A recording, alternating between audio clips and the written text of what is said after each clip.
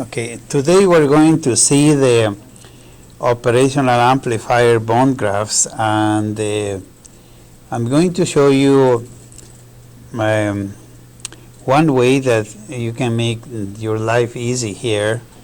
And I am with the idea that it's best to do the bond graph on top of the system. Okay, so here we have the problem that we have, and we are to do the bond graph model of this. So I think to have a good reference of what we're doing, we'll call this C1 in here, and then this would be like R1, and this would be R sub 2 and C sub 2, and then you have these connections here to the ground. This is the operational amplifier with the gain A in here, and then we have the output voltage, gonna see like this, right? And we're gonna put in here voltage input in here like this. Okay, we had seen how to do this problem using the impedance method, but now I'm gonna give it a try to use to build a bond graph model of this. So I think what I'm going to show you today is perhaps a new approach even to do this. I would say make a zero junction for every node that you have. I know this is a little different than what we do starting with the currents, but for the operational amplifiers, this might be a good thing to do. So you see, you can put this in here for the, make this a 0, yeah, and let's say you make this a 0 here, yeah. One thing that we know is that there is a current, right, on this, and then there's a current over here that goes this way, another one goes this way, and this one goes back like that. But in doing what I'm suggesting to do, you put the zeros in between the elements like this. Okay, so what you would do is to say that you have this this voltage here is the same, right? So what you could do is to say, okay, in here I am going to have remember, anything that is in red is the bond graph model, okay? In between these two, this element C is the difference, and this is my element C1. This other one sees also the difference, and the difference in voltage is done by one junctions, right? This is the R with value R1. Okay, this one here is the same voltage as here. You could have put it here and the same thing, right? So this is a this when you have it like this, and you could say, even just to be consistent with what I'm doing, if you put the elements in here like this, it's the very same thing with V sub 1. Okay, and in here you could say, okay, I don't know if maybe I should draw it just on top of the thing so I don't mess this up. This is the R element with value R sub 2, and this is going to be the element C with value C sub 2. Okay, and this one in here, remember, the operational amplifier can be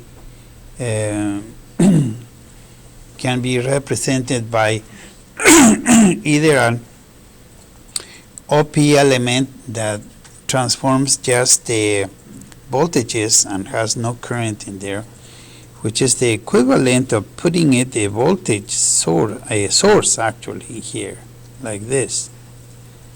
But this is like operational amplifier that has only the voltage signal, doesn't have the current, and so this is almost like it doesn't exist.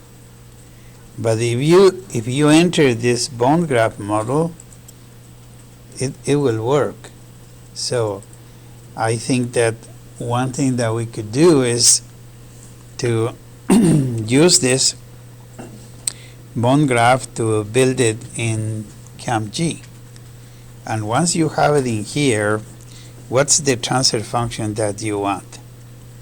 You could say we want a relationship which is between the voltage output in relationship to the input voltage, and this is our transfer function, right? Transfer function. Okay. Let me repeat this a little bit and see if maybe we'll do it this way, and that way we have it all on one picture here.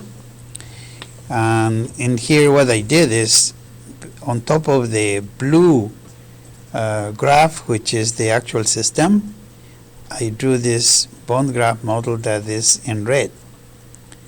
So what I said is a very basic principle, that each element sees a difference in voltage. So I put zeros on each side, and the difference in voltage is made by one junctions.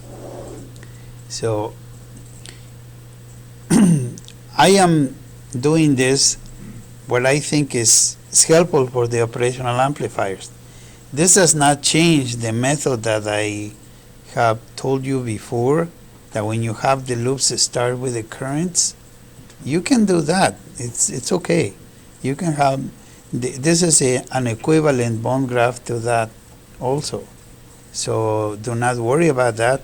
You can this makes it a little easier when you have operational amplifiers, but it's exactly the same thing.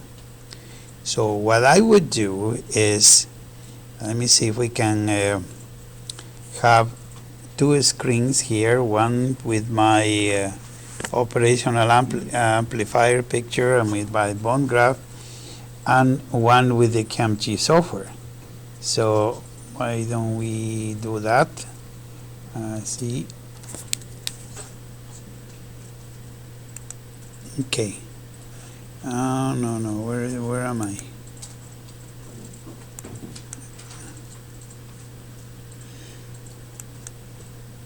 Yeah, right here. All I need is just a small bond graph on my side to guide myself for entering the bond graph in here. So see, if I go to the CAMG software here, and we can go here and maybe just have it like this.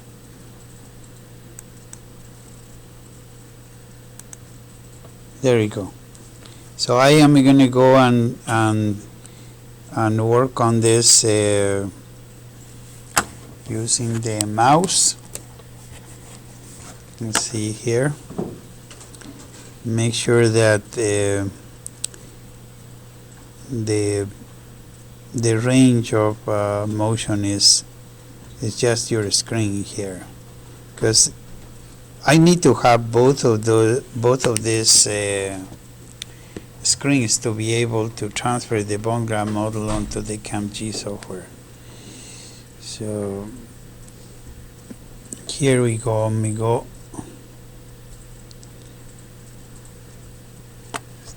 for a moment.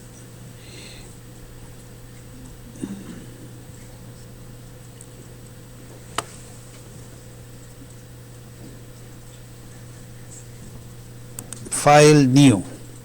This is what we want. So it doesn't matter how you start, okay? So you can start right here, and this is gonna show you that if you put more zeros or more ones, the computer doesn't really care. You know, it will. What am I saying is the computer doesn't care, but the result does not change is what I'm trying to say. So if you have it like this, and then you have the one junction over here, like this, and then I put a C element over here like this, so you could do that, and then we have the 0 here, and then you could do it this way, like this, and put the other element, which is an R element, right? Now as you build this, the computer is going to give you some red elements in there, but don't worry about that until it's all built. Then we worry about whether we have any difficulties. Also here, if it's not complete, it's going to give you a red. So, like I said, if you put zeros all over the place in here, it's really not going to make any difference in here. It's just to build your graph the way you want it. So these are the same thing, see? And then I have, what do I have? I have another 0 over here. And then I put it like this. So you could shape this any way you want, and the equations will come out correct. So, and then you have this 0 on the other side. Now here you have to be a little careful, because you have this voltage source, which is the operational amplifier. Make sure you put this right in here. And then I have one junction that I need in here. Okay, like this. And then I have another 0 here. And then I have to put my C element in here. So this, we put it over here, like that. And then this is going to go like, oh, oops, bad. We need to make sure that the direction is right, because, okay, let me actually fix this a little better, because I want it to look exactly like the one I have on paper. So I'm just going to put an extra 0 here, so it looks exactly like this, okay? So we're gonna put like this, and then like that, okay? So now it looks exactly like I have it, see? So here we go. The R element goes here. Here comes a very important thing. Do you see the arrows here? The arrows have to be like this, because you want the current to be 0 here. and that is represented by doing this. See, now you see how my, let me just put this in a larger screen in here. If I do like this,